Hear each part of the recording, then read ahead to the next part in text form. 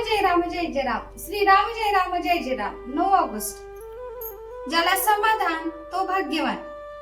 ज्याचे हवे पण जास्त असते तो गरीब जाणावा आणि ज्याचे हवे पण कमी असते तो श्रीमंत जाणावा. परमार्थी म्हणजे भिकारी असे ज्याला वाटते त्याला श्रीमंतीची खरी कल्पनाच नाही.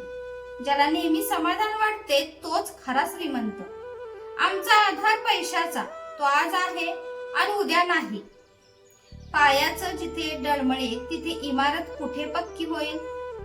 श्रीमान याचा अर्थ भगवंताशिवाय स्त्री असणारा असा होऊ नये याची श्रीमंतांनी काळजी घ्यावी. खरे म्हणजे समाधान हाच खरा पैसा, हीच खरी श्रीमंती, हेच खरे भाग्य आणि हेच खरे ऐश्वर्य होय.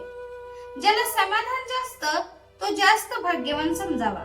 समाधान हे आपल्याला घ्यायचे असते, दुसरा कोणी ते आपल्याला देऊ शकत नाही. खरोखर समाधानासारखे औषधच नाही. ते मिळत नाही म्हणून इतर औषधे घ्यावी लागतात. काळजी नाहीशी झाली की अखंड समाधान, शांती आणि आनंद मिळतो. पैलवानासारखा दिसणारा एक गृहस्थ होता. त्याला विचारले तर तो म्हणाला, अहो मला मधुमेह झाला आहे, मी आतून पोखरला गेलो आहे, त्यापेक्षा तुम्ही बरे. खरोखर त्याचप्रमाणे पैशापासून प्राप्त होणाऱ्या ऐश्वर्याची अवस्था आहे. फक्त भगवंताच्या निष्ठेमध्ये समाधान आहे. ते राजवाड्यामध्ये नाहीच नाही, पण ते झोपडीमध्येही नसेल. असमाधान हा रोग सर्वांनाच असल्यामुळे रोगांच्या यादीतून त्याचे नावच निघून गेले आहे. सध्या जगात पुष्कळ सुधारणा झालेल्या आहेत, पण त्यांनी माणसाला समाधान मिळालेले नाही.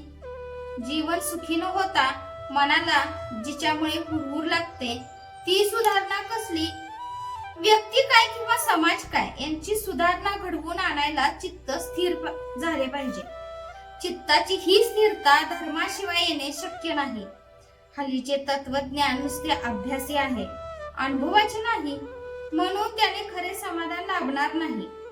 खरोखर प्रत्येक जीवाला भगवंताची तळमळ लागली पाहिजे.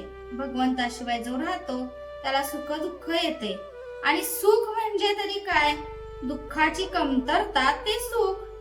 राजापासून रंकांपर्यंत प्रत्येकाला काहीतरी मिळावसे वाटते, म्हणजे प्रत्येकाला काहीतरी कमी आहे.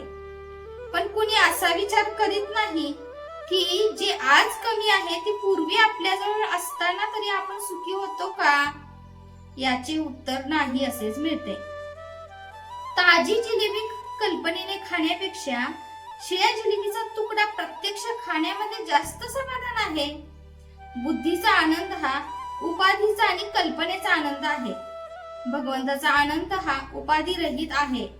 हा आनंद मिळवायला भगवंताला शरण जाऊन त्याच्या नामात राहणे हा एकच उपाय आहे.